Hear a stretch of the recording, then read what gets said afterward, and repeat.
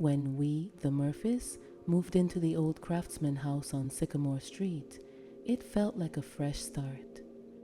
After a grueling year of job loss and medical bills, we'd finally caught a break. A roomy 2-story home at a price that almost seemed suspiciously low. But the real estate agent assured us it was just a motivated seller situation, and that people just didn't like the weird duct system that ran through the floors and walls. Old house quirks, nothing to worry about. The sound started during the second week. At first, we figured it was mice, maybe rats. I didn't like that idea, but then my husband said he'd seen worse when he was a kid.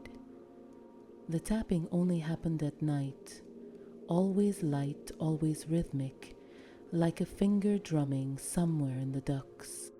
We set traps, called pest control.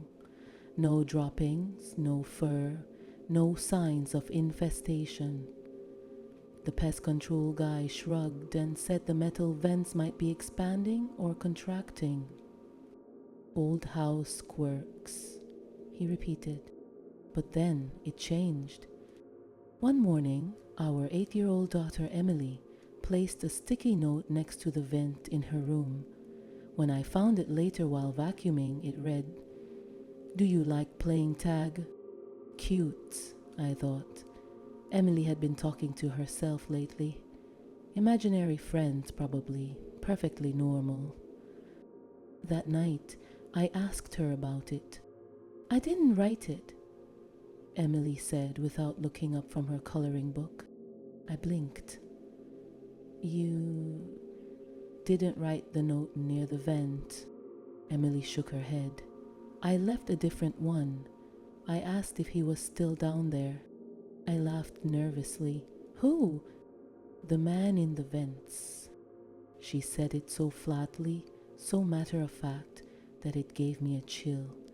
But kids say creepy stuff sometimes. I brushed it off. Maybe Emily was playing a game. Maybe she was being weird on purpose. But when I looked again at the note the next morning, it had changed. Same sticky note. New handwriting, jagged and too tight for a child's hand. "I'm always here." I panicked and threw it away. Over the next few days, Emily seemed off. She started whispering into the floor grates during playtime. She'd crawl over to the living room vent and murmur for long stretches, then giggle and scurry off, like someone had answered her. Dan said it was probably just a phase, an imaginary friend thing. He was more worried about her talking to strangers online. Except we hadn't even reconnected the Wi-Fi yet. No screens, no electronics, just books and crayons. Still, I installed a baby monitor in Emily's room just to be safe. That night, around 2:13 a.m., I woke to a scratching noise. Not on the monitor, in the actual house, like nails against metal. I got up, bleary-eyed, and padded down the hallway. The house was dark and quiet, too quiet. As I passed the bathroom, I heard it again.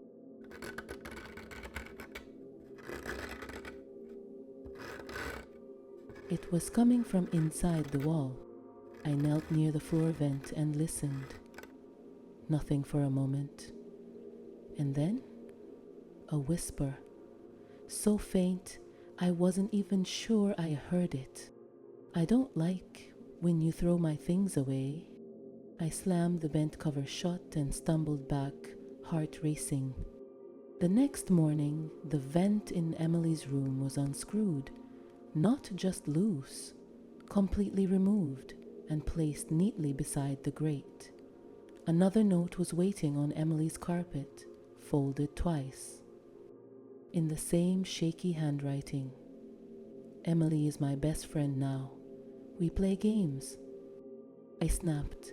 I tore through the house, searching every vent cover, every crawl space, every access point to the ducts. Dan thought I was overreacting but agreed to call the police. They sent someone. A young officer who looked bored the whole time. "There's no sign of forced entry, ma'am," he said. "Could be a prank. Maybe your daughter's just imaginative." "She's 8, I said. "That's not her handwriting, and she doesn't know how to unscrew metal vents in the middle of the night." The officer took a report and left. That night, I slept with Emily in her bed. Dan took the couch. We kept the hallway light on.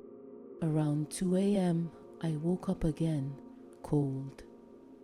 Freezing cold. The vent near my nightstand was wide open, even though I checked it before bed. Emily stirred beside me, eyes still closed. She murmured something. I leaned in. "What, honey?" Emily whispered. "He's underneath the bed tonight." I didn't look. I stayed absolutely still until morning. When I finally got the nerve to check, there was nothing under the bed. But Emily's closet door, which I always kept shut, was cracked open just a sliver. A folded note was tucked into the crack. The note said, "You're not playing fair." When I saw the note, I immediately wanted to move. I wanted to pack up that same morning and leave, but the mortgage was signed. We had nowhere else to go. But still, I begged Dan to believe me. I didn't think he disbelieved me. I think he might have been in denial. He was fraying at the edges, trying to keep the family together.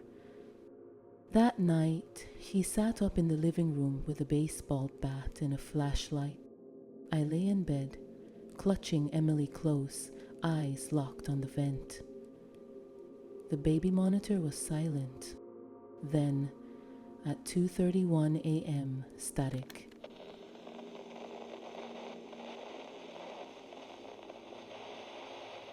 And a voice, crackling, like it was being pulled through a bad radio signal. "I'm coming out now." I screamed. Dan rushed up the stairs and found the bedroom door locked from the inside. We didn't even have a lock on that door. By the time he forced it open, I was in tears, clutching Emily, and the vent cover was sitting in the middle of the room. Next to it, muddy footprints, bare, adult-sized, leading into the hallway. But no one else was in the house. We moved out the next day, didn't even pack. We drove to a motel and never went back. Dan broke the lease, changed our numbers, stopped answering calls from the realtor. 6 months later, another family moved in. They had a little boy, 7 years old. He found a note on his pillow the second night. "Do you like playing tag?"